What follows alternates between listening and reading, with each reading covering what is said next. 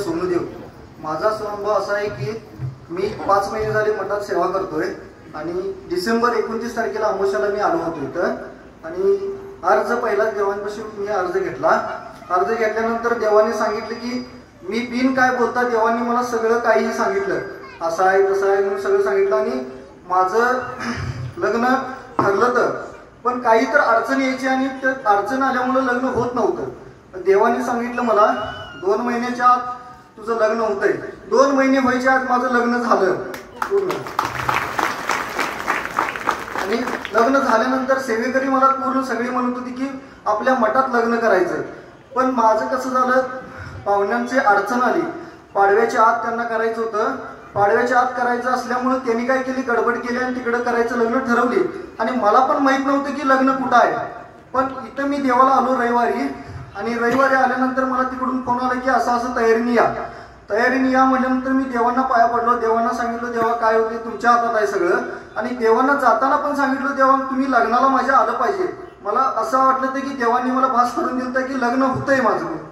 पण तिथं गेल्यानंतर असं झालं की सगळी तयारी झाली होती आणि तिथं गेल्यानंतर तिथं बिरदेवाचं मंदिर, विठ्ठल बिरदेवाचं मंदिरामध्ये त्यांनी लग्न घेतलं होतं।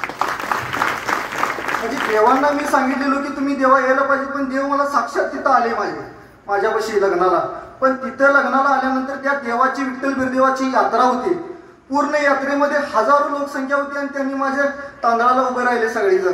तांदूळ फुरलो नाही त्यांना द्यायला, एवढी माणसं होती माझ्या पाठीशी। आणि परत एक रविवारी मी असं झालं की माझा एक रविवारी मी इथून सेवा करून घरी गेलो आणि आमच्या घरापाशी पुढे आंब्याचे झाड आहे, त्या आंब्याच्या झाडापाशी मी एक झोपलेलो। झोपल्यानंतर मला असं झालं की पूर्ण झोप लागलेली। झोप लागल्यानंतर पूर्ण असं भंडाऱ्यागत पिवळा साप आलेला होता। साप येऊन माझ्या मागे थांबला होता। मागे थांबल्यानंतर मला देवानेच भास केला, पोटवली तर मागे फिरून बघतोय तर असं उभा राहिलेला फडी काढून शेपटेवर, आणि उभारल्यानंतर मी मागे फिरून बघतोय तर असं करत होता साप, मला देव असं हे करत होता, आशीर्वाद देत होता। मग मी देवांना म्हटलं की देवा तुम्ही माझ्या पाठीशी आहे, तुम्ही माझ्या पाठीशी आहे म्हटल्यानंतर साप परत निघून गेला। निघून गेल्यानंतर मी दर्शन घेतलो आणि परत मम्मीला सांगितलं की असं असं साप आलाय आणि मला असं असं केलं म्हणून। मग ते बघायला आले तर साप गेला।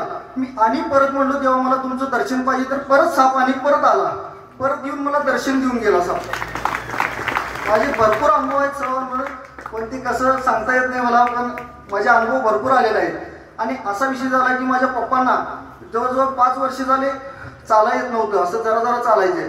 आणि इथं आल्यानंतर देवांनी मला सांगितलं की सगळं ठीक होतंय, असं असं दवाखाना हे ते घरी सांगितलेलं सगळं ठीक होतंय म्हटल्यानंतर माझे पप्पा 1.5 ते 2 किलोमीटर चालायला लागलेत, आता आपोआप चालायला लागले आणि पप्पांचा पायाला सूज होती ती पण पूर्ण कमी आला लागली। मला देवांचा खूप आशीर्वाद आहे, देव आमच्या पाठीशी खरोखर आहे। आणि तुम्ही पण भक्ती करा, भक्ती मनापासून करा, कर्म चांगली करा, सगळं काही ठीक होईल तुमचं पण। जय काशीलिंग बिरदेव, जय श्री सिद्ध सोनूदेव। तुझे विठ्ठला सांग।